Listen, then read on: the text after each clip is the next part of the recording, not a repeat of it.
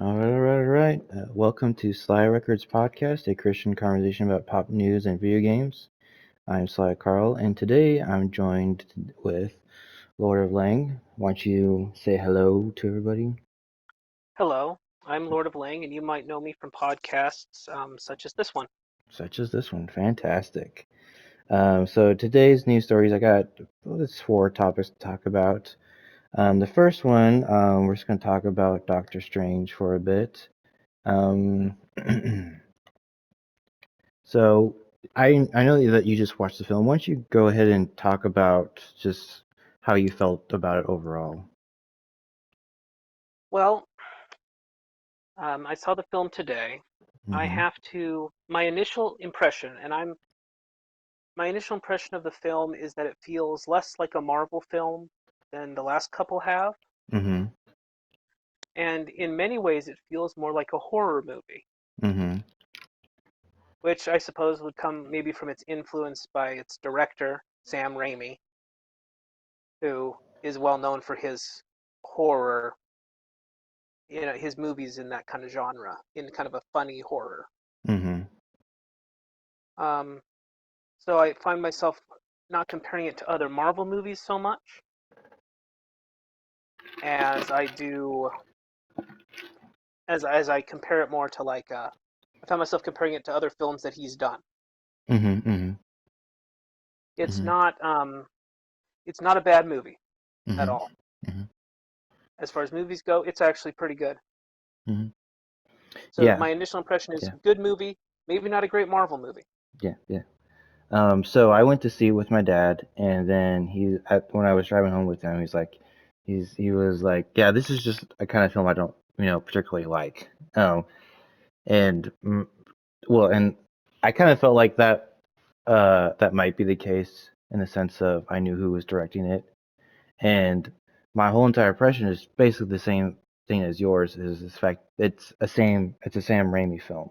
It's the guy who did Evil Dead basically, and it's very I don't want to say it's very obvious, but you get that flavor almost right away in some senses, and then it carries out through the rest of the film.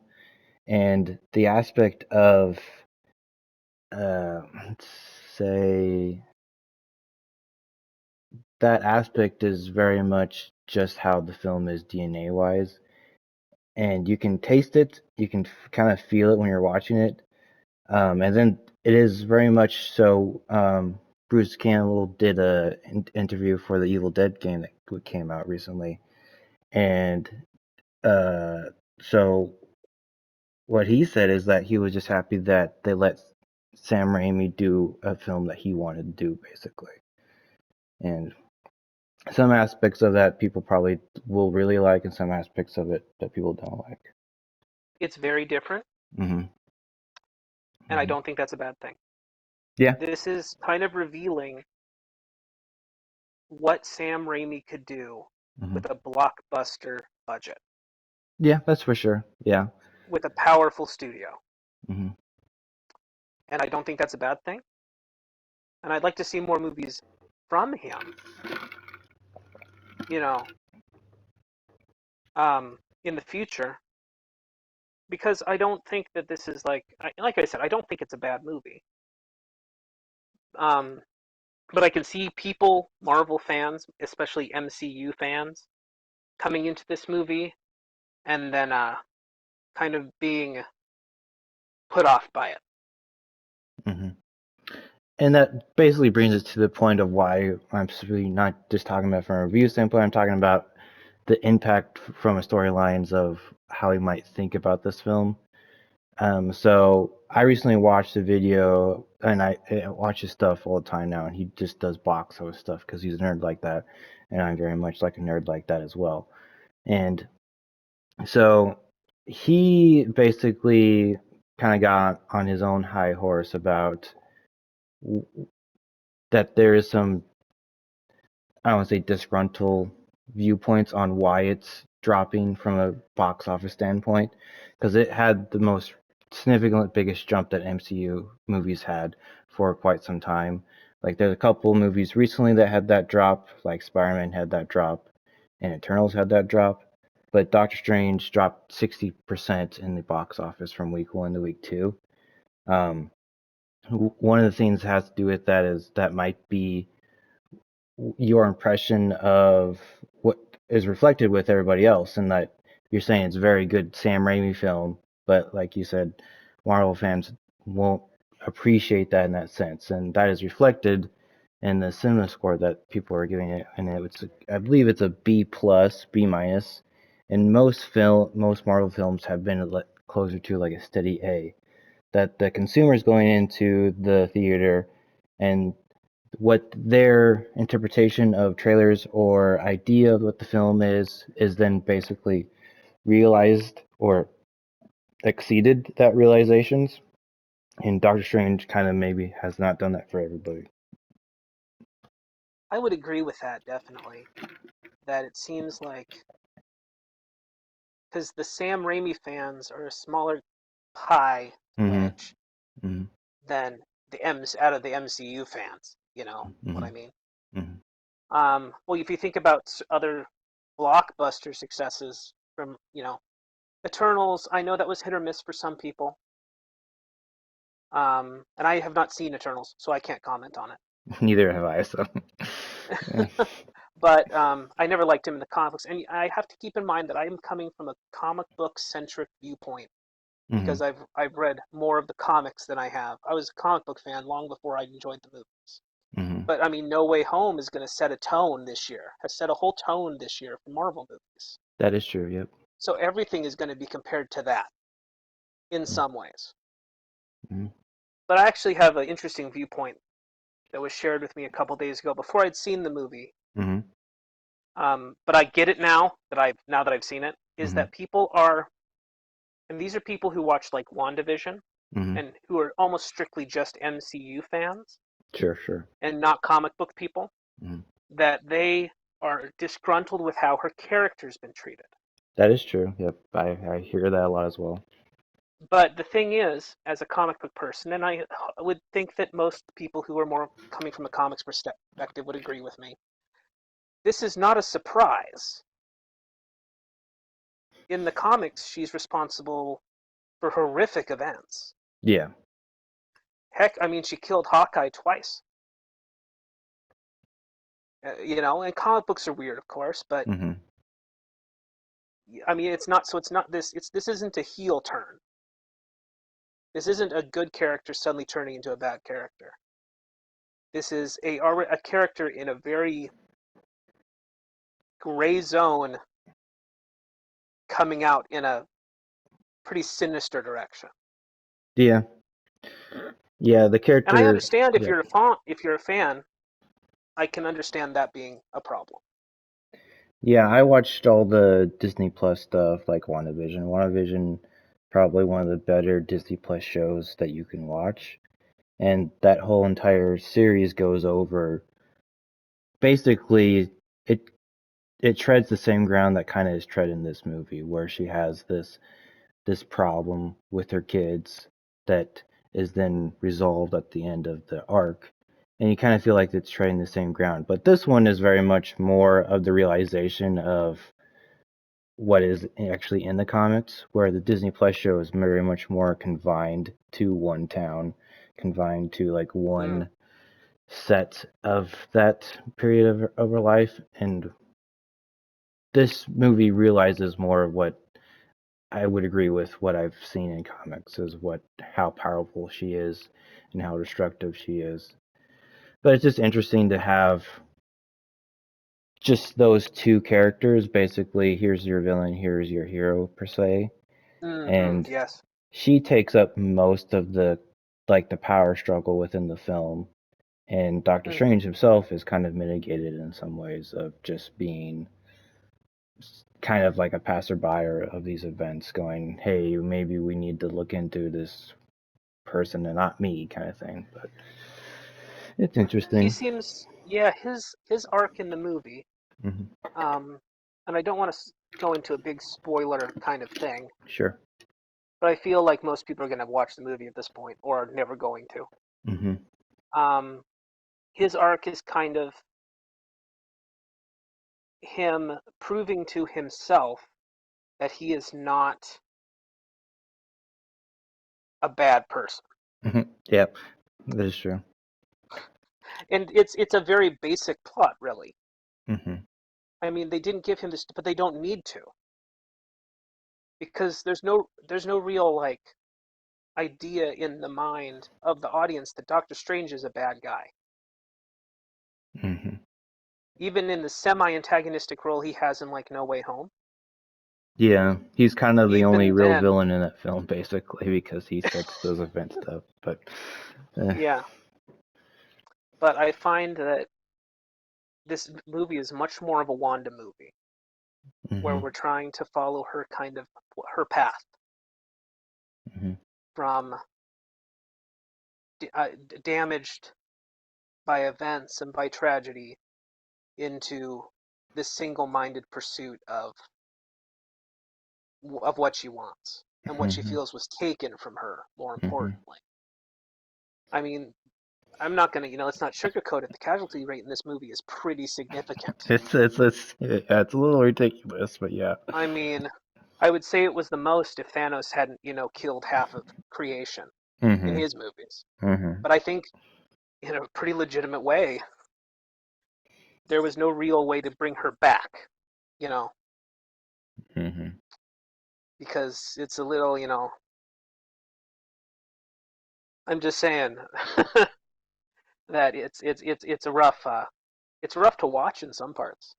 Oh yeah, for sure. And then it's rough to see just like hit after hit in some ways. But what you said about those who have watched it and those who are probably not is probably very much of what I'm saying with with this story of some people are getting it as a box office flop or failure in some regards because of the sharp turn that it has. In all reality, it's probably just because this movie doesn't have any legs and that everybody who wanted to see it just went out and saw it week one because they were so worried about spoilers, or those are just that is the piece of the pie that's going to watch this film. Um, Yeah, I can imagine people coming out of this movie and you see the next wave of people to see the movie mhm, and they say it's not great. Unlike maybe No Way Home where there was the whole first wave of people, then mhm, they come out, they say, "See this movie." And I know a lot of people who went and saw that movie more than once in theaters. mhm, You know, mhm, they're two very different movies though. mhm. I mean, I don't know. So I haven't decided really whether I like this movie or not. Mhm. Uh, I appreciate the things that Sam Raimi has done in the film, and it's great in the aspect of what he's doing with that character to somewhat he is a person of a lot of power, but he has someone above him and someone that he's teaching, and then they go on this journey, and he's like, okay, we're at this point to this film where like we've done everything that we've actually needed to do, and he tells that to his protege, and it's that has a good realization to it, but then it has some weird like plot decisions with those books of power per se in the film where there's Yeah, these kind of pointless MacGuffins in the film. But that's right. another discussion for us just to go in and deep dive in the film. Is there anything Yeah. else you want to talk about before we move on from this topic? Just briefly, I have some high points Do it. that almost made the movie worth Yeah, more in my opinion. sure. One, I'm so happy that Wong is in it more. Mhm. I like his character, and I think he's a good foil in many ways for Mhm. Benedict Cumberbatch. Also, I would love to see a John Krasinski Fantastic Four Reed Richards. Mhm. I would love if he played that role. I think he'd be good at it. And I kind of like the whole Illuminati thing. To tell you the truth. Mhm.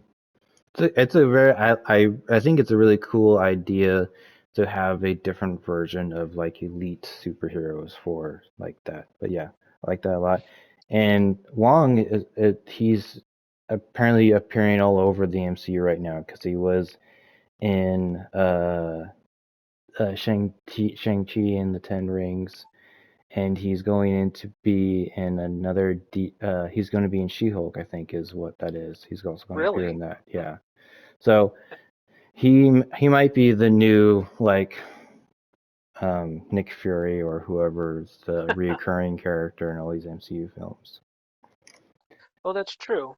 And he Mhm. was even in No Way Home to a small extent. Yes, he was in that as well. Yeah. So moving on to the next storyline I want to talk about real quick. So Star Wars had a cover story with Vanity Fair. Apparently, they do these specials all the time. Talked about a whole bunch of different stuff: Disney Plus, TV shows, the past, future, and present of the films. One thing I want to talk about it is that there's some I don't say outlets are getting it wrong, but they've looked into the the the, the lines that Kathleen Kennedy said about recasting and doing these deep fake stuff on these like legacy characters and how they're not going to do that anymore. And I think those Hmm. lines are very much taken out of context.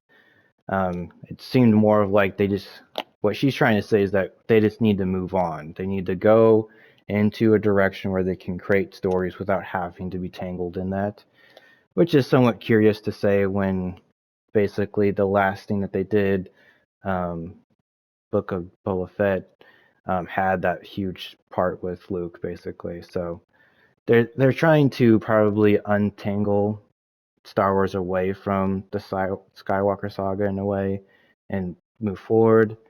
But there's some cool stuff in this article. Is there anything you want to add real quick? Um, well, what amazes me is that 3 years ago there was nothing. Hmm. There was no there was no t the idea of a Star Wars TV show that wasn't animated to me seemed crazy. When I first heard The Mandalorian was coming out, I thought there's no way that's going to work. How are they going to make a story without all these characters that we already know? Hmm. And then it turned into this thing that's broken open the TV market for Star Wars live action. Hmm. So you never know how these things are going to, you never know how these things are going to happen. Yeah, that is And it's just true. fascinating to me. Yeah. Yeah, it's fascinating to me. That and so in the article, it talks about that a lot. It talks about how when they were first making The Mandalorian, where Dave Filoni and Jon Favreau were making these decisions, and especially they talks in an article about Grogu, people who may know him as Baby Yoda. Um, they were talking about how fearful that they're walking this line of having a character who looks like Yoda and basically leans into some of that, but they want this distinguished character where they're trying to find this balance between it being a cute little baby per se, and something that is not just striking an old, Yoda puppet thing per se. So, and they had that struggle within the group, and especially talking about other parts in the story. But it's one of those things where you just have to, I guess, be faithful in your create what you're creating and just power through it and make something that you believe in. But I think it I think the biggest thing is that they are learning lessons per se that they probably should have already known. One of those things was with um, the movies that they were making at the time point where they're like, okay, we're gonna make a movie every year and pop those out, and that's just how we're gonna roll with Star Wars for a bit. And for some reason, they had to learn this hard lesson about making Star Wars required a greater deal of professional and devotion from filmmakers, and that it's going to be more of a commitment, like a 3 or 4 or 5 year commitment, and that's basically a quote that she said in the article. And I find that disappointing that they had to learn that, but reassuring that hopefully that's what's going on, is that they can actually take their time and build something that is within the confines of an actual universe where they don't have to feel like, oh, with it. MCU, we just pop one every once in a while because it's just based in more of like a stricter confine of that character, whereas Star Wars is more of a universal thing. True. Hmm. And I've been looking and having I had not realized how many new shows were coming out until I read this article. Hmm. And some of them sound better than others. But Hmm. I mean, I did not I have not finished Book of Boba Fett yet. And That's I good. find that's a problem that a lot of people have. Is they don't quite, that they're still kind of struggling through it a little bit. Compared to Mandalorian that I watched the first season in one day, Hmm. I think. The second season I had to, have to wait because they do it episodically and Hmm. one per week or whatever, which frustrates me. But what can you do about that? That's just timing. That's just trying. They're trying to strike something different than just doing a binge watching, which some people want, and then other people want Right. it a different way. It's just And I'm not different I'm way not of the really approach. against that. Yeah. I mean, I won't complain. I'd never complain. Hmm. But I'll just complain a little bit. But Hmm. Yeah. it's not I don't hate it. I kind of like the episodic thing. It Hmm. kind of harkens back to before streaming services made every TV show right there, Hmm. compared to waiting a week with suspense and giving you time to formulate theories and Hmm. what's going to happen next. Hmm. And that kind of hardens back. And for some reason, they really like talking about George Lucas's vision of what Star Wars was. And they always go back, well, it was back to like those Flash Gordon serial stuff before, those kinds of movies. And it's true. Those were very much episodical, and then Star Wars turned into an episodical movie series, and now they're taking it a little bit further with TV. I'm glad that it still is able to be Star Wars within a TV confined, but they don't need to keep dragging up Flash Gordon when they're talking about Star Wars all the time. It's something beyond what Flash Gordon is.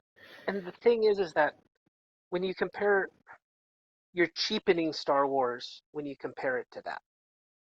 In a way, yes, and they were the article, they weren't afraid, but they were very concerned about, okay, we're going to squish, this movie budget down or the story that down into an episode. But, you get more time to tell a story, but you're on a smaller, viewpoint of the screen. But thankfully, IML was able to make the volume, which is what the Mandalorian shot on, where it's this giant, basically TV behind them that can make it Yeah. look like that planet, which it's basically the saving grace besides just the talent with Dave Filoni and Jon Favreau being able to have a good story, but then have good technology to tell that story.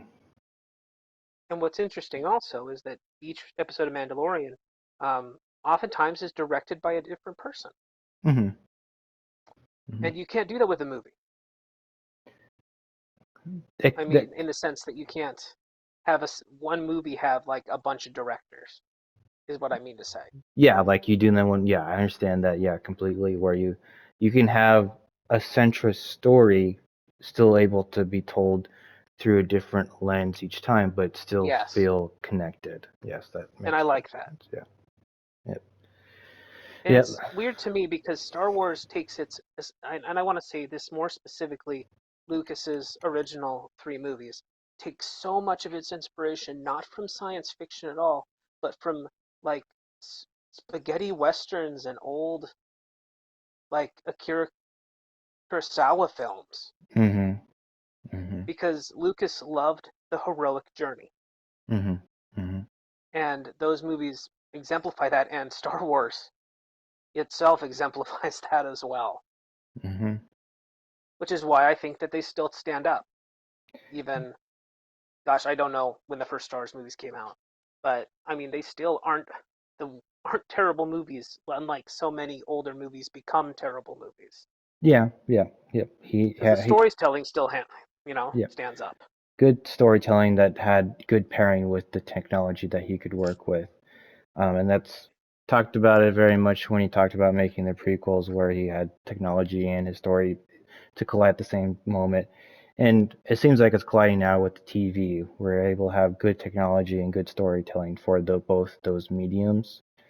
And hopefully, what you're talking about with the hero's journey stuff is going to be continually done with the Disney and with these TV shows. Because if they walk away from that, then they're actually walking away from Star Wars.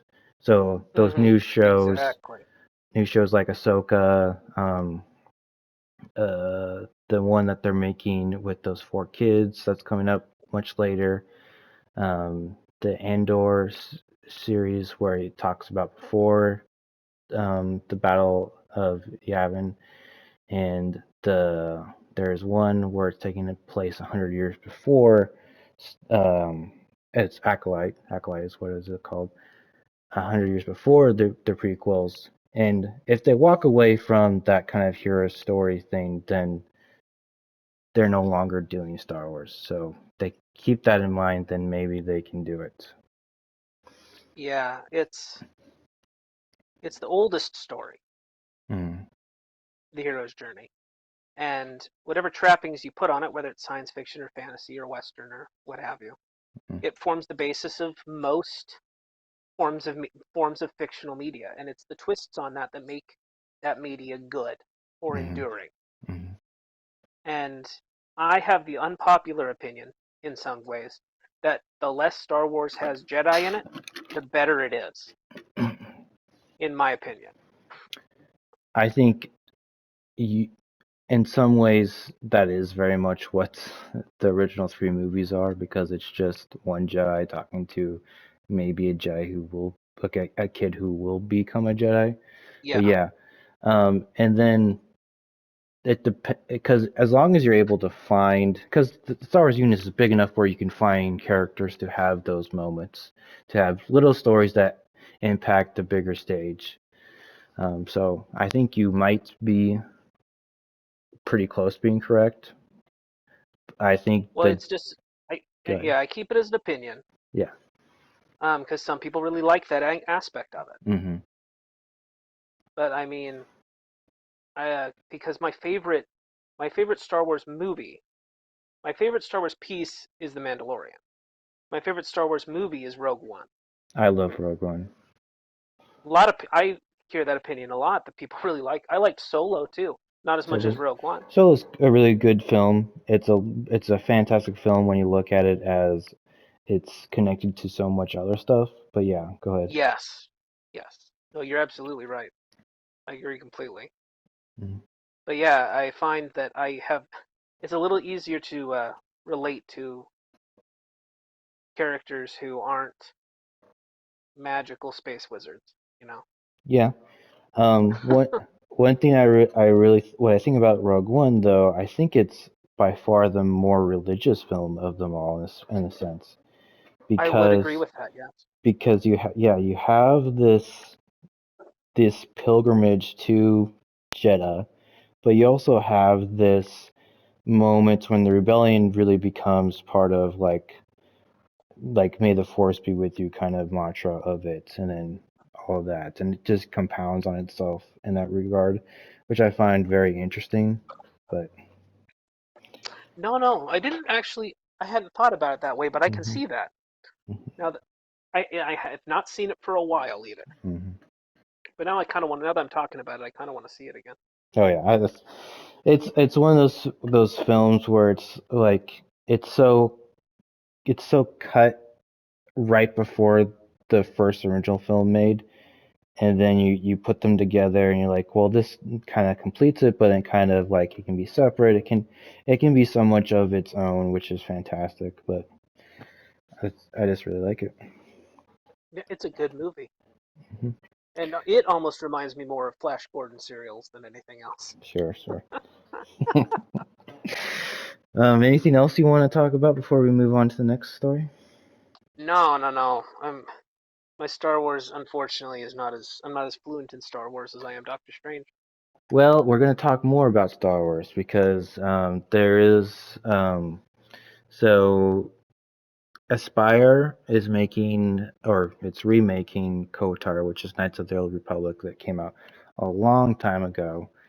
Um, is now that storyline is now classified as legend. So to keep things straight, this isn't going to be canon or impactful on Star Wars as a whole, but they're remaking this game so people can relive this storyline and grow more fans and see what this story is about. But what we're talking about is that Saber Interactive, which is basically its parent company now, is going to be helping with this project now. Um, So for my own clarification, go ahead. um, Aspire is a Hmm. subsidiary of Saber. Yes, Okay. which is I just wanted to get that. I wanted to get that relationship clear in my head. which then they also are a subsidiary of the Embracer Group, which owns a whole bunch of other stuff. So we can make it more complicated if we wanted to, but we're not going to try to. So Okay. so this news piece is from uh, Eurogamer, and this is something that anybody can read about because it's in the investor meeting. And there's lots of news that comes out of investor meetings because people ask questions during these things. And so the quote goes, Aspire has gone full into make this the best game that they possibly can. When we acquired Aspire, we knew from the start that they would require our assistance, and Saber has tremendous expertise in creating these types of products. So Saber Interactive, right now they're just finishing up, or they have shipped the Evil Dead game that came out. That's a 4-player cooperative, isometric game. But they have had a lot of experience doing ports or doing remakes and stuff on a higher tier, like on consoles. So, for example, they made the Switch ports for the Witcher 3. I don't know why I said the Switch port and then tried to say Witcher, but I tried to. They made the port of, or the anniversary version of Halo Combat Evolved. They helped port all of the other Halo games. They've done a lot of work working on some of their own projects like Snow Runner and Mud Runner, and so they have had this more of this high tier thing. Interesting thing with Aspire though is that they've like a lot of their projects when they first created was that they're making ports for Mac computers. So they had a huge percentage of that game base, that 60% of that game base at one point. And one of the first games that they ported was Knights of the Old Republic.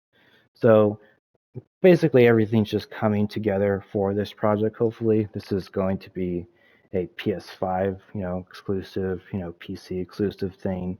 So it's going to be a high tier game. So hopefully this is a good thing because I was somewhat concerned with Aspire because most of the ports that they were doing recently was Star Wars stuff, but like Star Wars stuff that were even older than this game, and that they're doing those ports. Like they're doing like some of the original Star Wars games. I have never played those ones, but the Force Unleashed game they just made a Switch port for that game.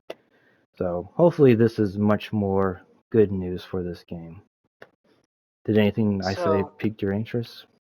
well, sorry, this is not unfortunately my wheelhouse as much as No, no, other things are. no. Um, as not, I mean, man, I own a Switch, and Mhm. I'm a pretty basic gamer, quite Sure. frankly. However, Knights of the Old Republic, which is one of those games that I have started playing 100 times, Mhm.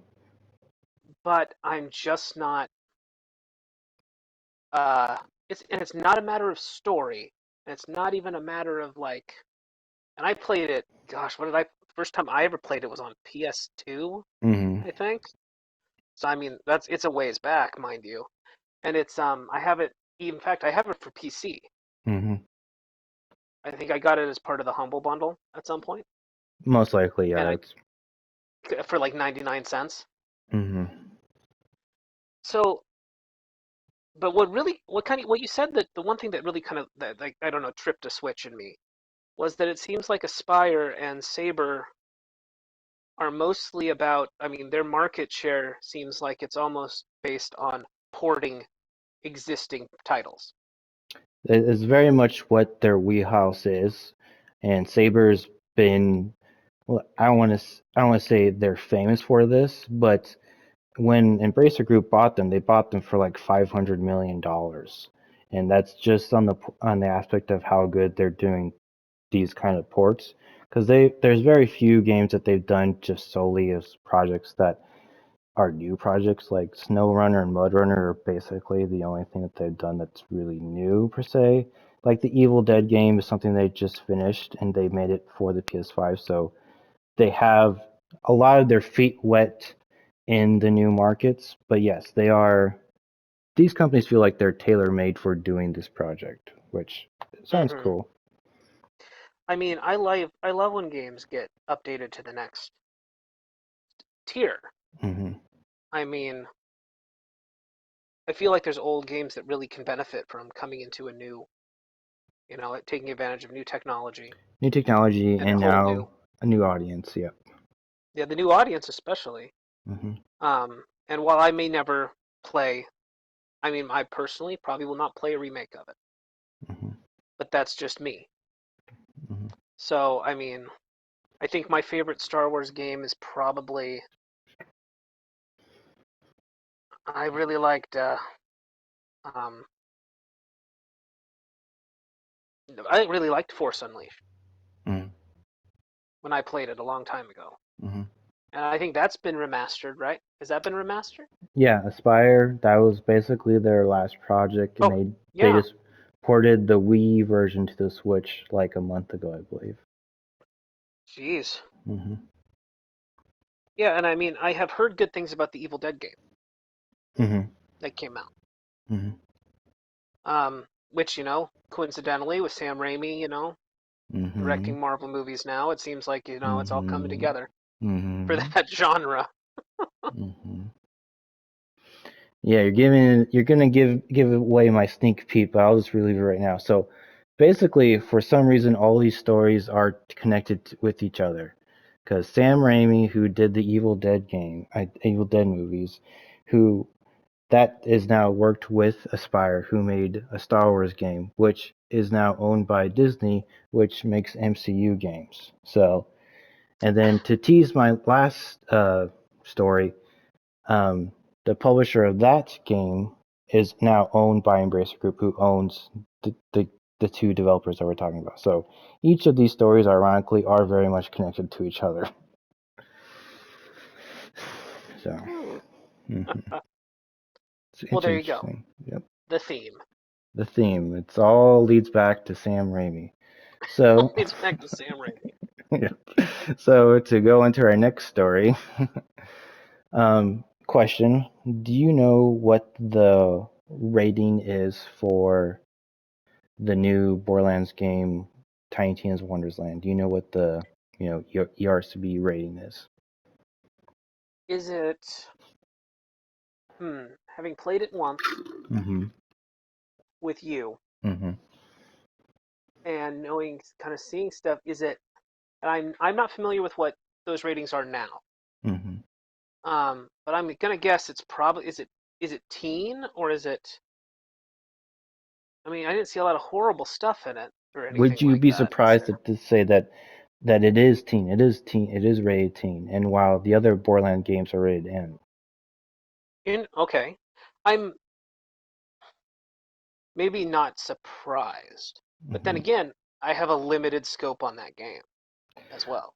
Well, I've talked about Borderland. I mean, Tiny Tina's Borderland already with another person on this podcast and with Sam, and they both stop and think about it and wonder about it, and then they're like, well, it still feels like it, but it feels more approachable in a way, in a sense that there's less things to be concerned about per se. And that It basically, certainly is more colorful. yeah. So it basically kind of leads into what this last story is we're going to talk about real quick. Is that this is the Tiny Tina's Wonderland is the biggest success for Take Two in years, several years. For the game, that's over 40% of Wonderland's players have never played a Borderlands game before, and that's huge growth for a game which is strictly tied, not strictly tied, but very heavily tied to a previous game series, and even though it has a ratings, like change, it probably made the game a whole much more approachable and allowed a bigger game player base to hop onto this game. Well, now that you say that, I can see that it would be a triumph in some ways. Mm-hmm. Is that the Borderlands games, of which there are a handful, you know, Mm-hmm. there's a 1 and there's a 2 and there's, 3. Is it called 3 or is it called something else? It's 1, 2, the pre-sequel, Tales from Right. the Borderlands, and 3. Yeah, okay, so it is called 3. I thought for some Mm-hmm. reason it was just Borderlands something something. I think it's just I have Borderlands not played the 3. third one. I haven't played the third one, unfortunately. Mm-hmm. But I have played the first 2 in the pre-sequel. Mm-hmm. So, and I guess comparing them in my head, I can see how someone looking at it isn't going to see that same kind of Borderlands kind of. I mean, it has the same vibe playing it.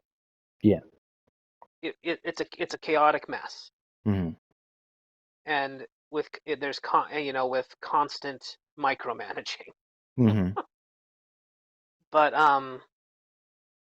it's also, I find it very approachable in the sense is that I don't have to pick a character like every other game where you there's four characters. And you're picking a play style that you feel like maybe I do want to play as, or maybe I don't want to play as, basically.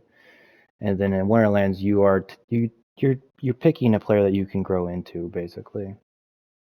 Yeah, and they don't have a name. They don't Mm-hmm. have a backstory. Mm-hmm. It's all up to you. Yep. Yeah, you're not pigeonholed Mm-hmm. into being this person. Mm-hmm. Mm-hmm. So I can see that. Yep. So I am personally hoping that they look at this and they say, well, we should make more rated team games. We should make more games that are this approachable, and we should make more games that are four-player cooperative games. Because even though this doesn't hit as big as their other, like 2K games like Red Dead Redemption 2, but it's still a huge jump in player base, and I hope that sends the correct message to these publishers. I definitely think that teen four-player co-op games could be a pretty major chunk of the market Mm-hmm. Mm-hmm. for the foreseeable future, quite Yep. frankly. Yep. Especially all these free-to-play battle royale nonsense and other free-to-play games where there's still a hunger for multiplayer games, but maybe not that kind of hunger. Maybe the hunger for like what Wonderlands will be able to do. Definitely. All And right. speaking as someone who doesn't play a lot of shooters because of Mm-hmm. being old, um, Yeah. I still find the game accessible. Yes, for sure. It is much Borderland more. has always been that way for me because half the joy of that game is not the grind, it's not the constant micromanagement that does scratch an itch I have. Mm-hmm. It's the writing and the world. Mm-hmm. And that's always been a strong point of those games. For As sure. shooters go, they're not breaking any new ground. Not breaking new ground, but for FPSs, you don't The really have setting is to. beautiful. Yeah. Mm-hmm. How much more can you micromanage an FPS, right? Mm-hmm. I mean, I think we're done. We're done. The only thing you have to add is, how do you move in the world better? But yes, there's Right. very few you have to adjust with it. And I've already said this Right. where with Wonderlands, you can make whatever you want to happen because it is being managed through a fantasy tabletop perspective where the game master or whoever, Tiny Tina's character will be called, she can just have the story, have a bridge or have a rock slide happen or have a dragon appear because that's just how that kind of setting can appear. It's kind of adds a little bit more of this collective storytelling per se, where there might be a little bit more of a developer understanding the player more. Right. And even leading into new concepts like applying that overworld map to other games. Yeah. Have Yep. more player control over the game itself. Mm-hmm. Mm-hmm. Sure. Well, I already gave away my little tease of what this episode is all about, but to recap, everything is just very much connected. How Gearbox is owned by Embracer Group, who also owns Aspyr, who, for some reason, everything is now tied to Sam Raimi and those cameos that he has with Bruce Campbell. Um, Anything else you want to say before we call this a do? I want to say that I think the Doctor Strange movie is worth watching, Mm-hmm. especially in theaters.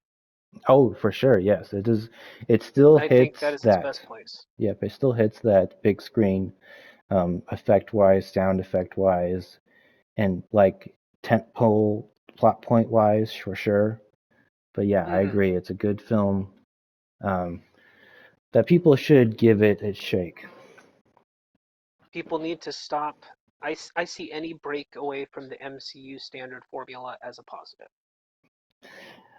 From a storytelling aspect, yes. Let's give more Yes, people definitely. options to tell stories in a good direction wise. Yes.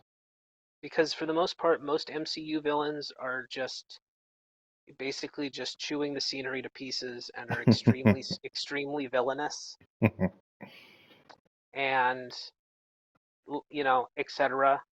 And their redemption arcs don't pan out or make a lot of sense. Um, I mean, they had to use time travel to make Thanos viable again. That is But true. Yeah. and I mean, I think the closest we've come to a character that I gave any kind of a fig about was Killmonger in Black Panther He has a very because much complex. Yep. he was a very complex villain. I mean, but most of the others, I think Wanda's the first villain or antagonist really that I actually felt like you could follow along and Yes. you could follow her journey from bad decision for a good reason to just the avalanche of bad decisions that immediately preceded it. I mean, Doctor Strange could not be in that movie, and it would still be a pretty good movie. Yeah, in some ways it did feel like he wasn't there at some points, but yeah. Well, Right. thank you for joining me on this episode. It's really good to have someone to talk with and to, discuss things a little bit. And thank you for everyone who's listening. Adios.